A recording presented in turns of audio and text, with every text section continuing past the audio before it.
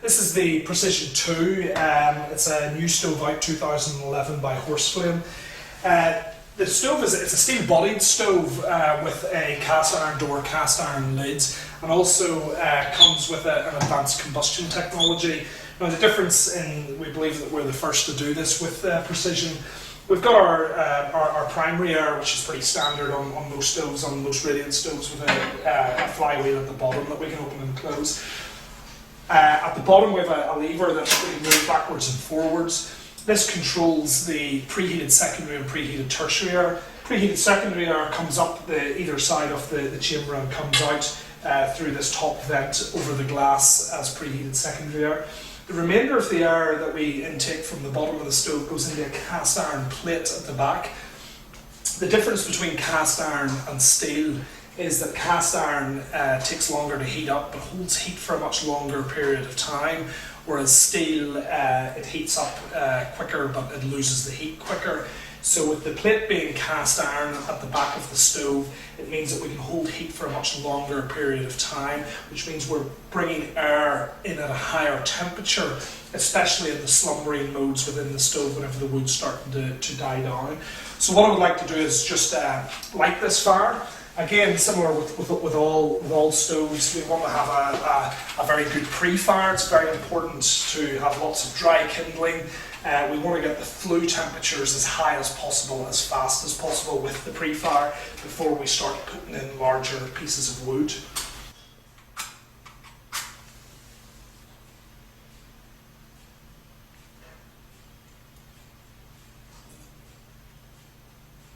Now I'm just lighting this with a very small fire lighter. I don't have any paper. Some people like to light the fire with an abundance of newspaper. I generally like a very small piece of fire lighter, and as I said, most important is a good amount of kindling. Now what I'm going to do is I've got my air open to the right here, so I've got my secondary and tertiary air open full. We can either keep the door slightly ajar, but we've got primary air control here, so we may as well benefit from that. I'm just going to open that, and then I can close the door, and we can see the stove lighting. Again, we're only burning wood in the stove, so we can see with the primary air open, we're getting a little bit of bouncing ash in it, which is quite normal just from so much primary air coming in. With a multi-fuel stove, although it's fine to burn wood in it with the primary air closed, we're only using this to assist the stove in lighting. Burning wood, we want to be burning wood with tertiary and secondary air. We don't really want to have primary air in burning wood outside of the lighting. So we'll keep the primary air open for several minutes here just to get the fire established. So the fire's been lit approximately 3 or 4 minutes now, so what I'm going to do is just close the primary air control here, and you'll see straight away that the fire will burn slightly more controlled.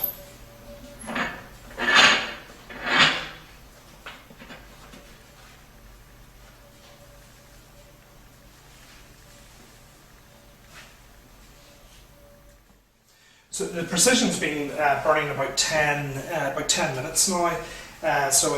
We obviously we closed the primary air earlier, and we've still got the secondary and the tertiary air open full. We can just see in the magnetic thermometer here, our flue gas temperature is sitting at around about 180 degrees, 180 degrees centigrade. Flue gases, whenever they drop below 120 degrees, that's when creosote starts to form within flue gases. So it's very important for us to try and, whenever we're designing flue systems, to try and get an exit temperature of above 120 degrees. If we can get an exit temperature above 120 degrees, then we're going to be burning a lot cleaner, and we're not going to have the same problems with soot building up. The only way we can really do that is with insulating and backfilling a flexible lined flue system if we're going into an existing 8-inch clay liner. We're almost ready to refuel here. Another few minutes we'll do our first refueling, where we'll put some more pieces of wood in. We're sitting with a nice hot fire chamber here. So we'll give it a few more minutes and then we'll do our first refuel. So we're ready to just do the first refuel with this. Our pre-fire is burnt down. Chamber's temperature is still very, very hot in here, and again with the cast iron plates in the back there, it holds that temperature for much longer than most of the other stoves in the market, which again gives the precision a bit of a unique selling point. So we close that. Our secondary and tertiary is open there. What we can do if we leave it slightly too long, we can just open the primary airway to just ever so slightly, just to enter just a little bit of primary air, just to assist the lighting of the first refuel. Again, if we refueled a little bit earlier, we wouldn't have needed to do that, but we can open it up. You can see how quickly, if we open that up immediately, we can get the fuel lit. It's a little bit inefficient doing that, so I don't want to rely on that. We don't really need to. But it sometimes helps a little bit.